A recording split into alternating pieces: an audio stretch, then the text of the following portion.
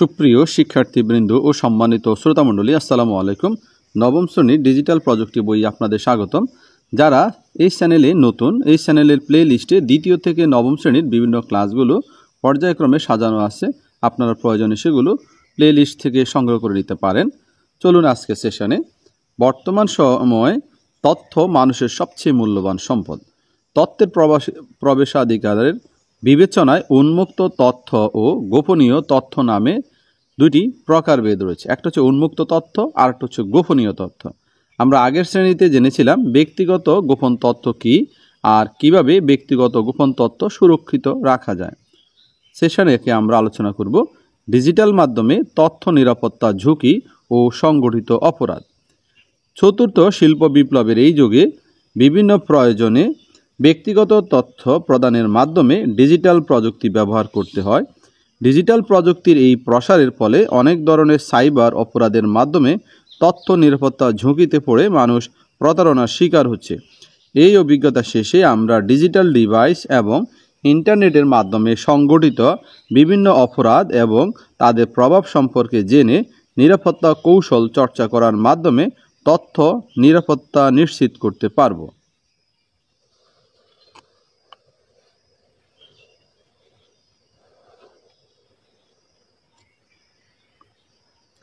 জেনে রাখি, সমাজ ও আইন বিরোধী যে কোনো কাজই হচ্ছে অপরাধ।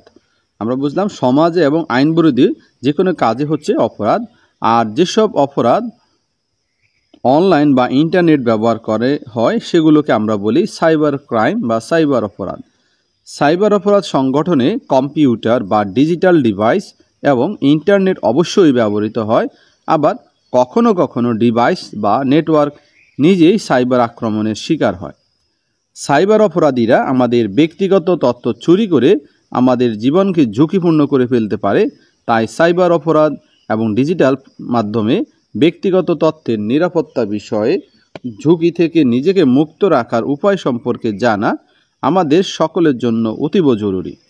এবার চলো একটা ঘটনা লক্ষ্য করি। আবির একদিন তার মোবাইল ফোনটি ভুলবশত তার বন্ধুর বাসায় ফেলে এলে তার বন্ধু সেটি হাতে নিয়ে কৌতূহলবশত প্রবেশ করার চেষ্টা করে।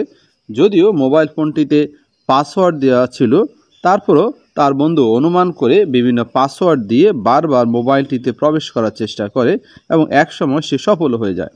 এতে করে আবিরের অনেক ব্যক্তিগত তথ্য ও ডকুমেন্ট তার বন্ধুর কাছে চলে যায়।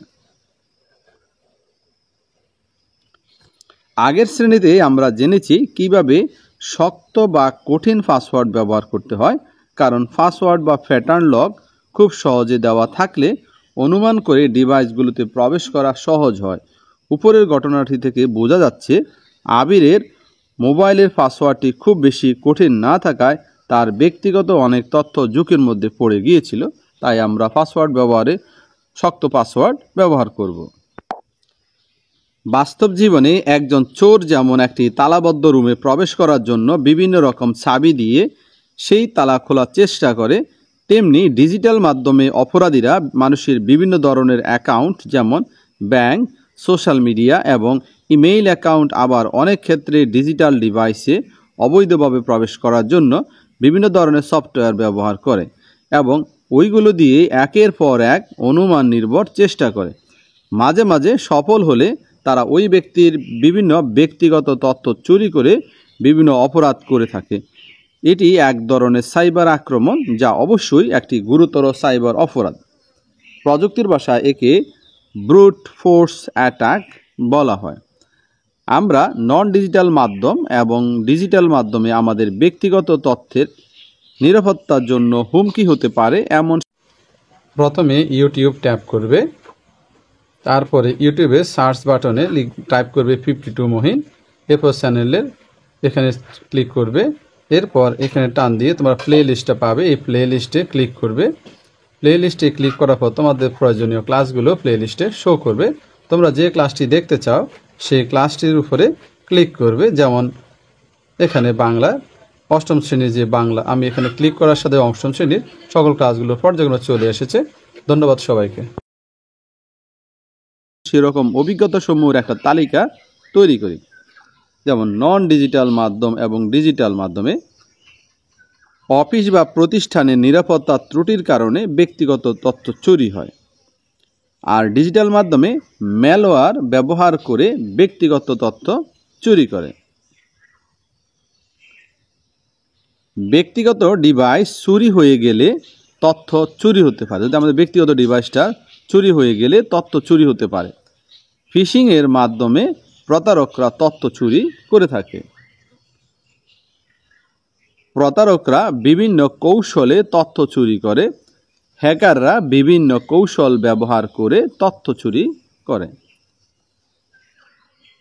মিথ্যা তথ্যের মাধ্যমে যে কেউ গুজব ছড়াতে পারে। আর ডিজিটাল মাধ্যমে ব্যবহারকারীর ভুলের কারণে ব্যক্তিগত তথ্য চুরি হতে পারে। ব্যক্তিগত তথ্য অপরিচিত লোকের কাছে শেয়ার করলে, আর এখানে প্রতিষ্ঠানের নিরাপত্তা ত্রুটির কারণে তথ্য হ্যাক হতে পারে।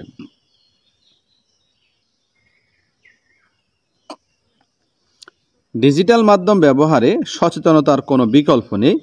একটু অসচেতন হলেই সাইবার অপরাধের মাধ্যমে আমাদের ব্যক্তিগত তথ্যের নিরাপত্তা অনেক বড় ঝুঁকিতে পড়ে যেতে পারে। অন্যের করা সাইবার অপরাধের কারণে আমরা বিভিন্ন কঠিন বিপদে পড়তে পারি। আমাদের দেশে সাইবার অপরাধীর বিচারে কঠিন আইনের বিধান রয়েছে, তবে সচেতনভাবে ডিজিটাল মাধ্যম ব্যবহার করে ব্যক্তিগত জীবনকে অনেক সহজ ও উন্নত করা যায়।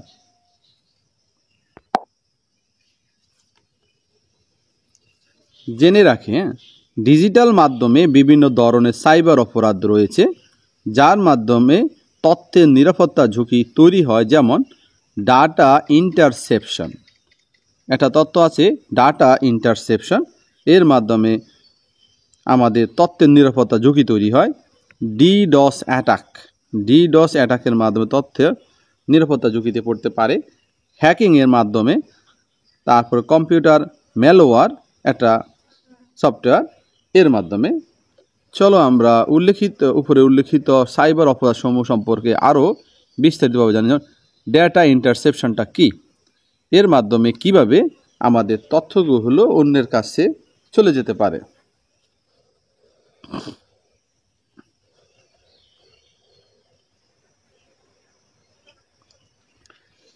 আমরা প্রায় সবাই কৃষিকাজের জন্য পানির পাম্প থেকে জমিতে পানি সেচ দেওয়া দেখেছি।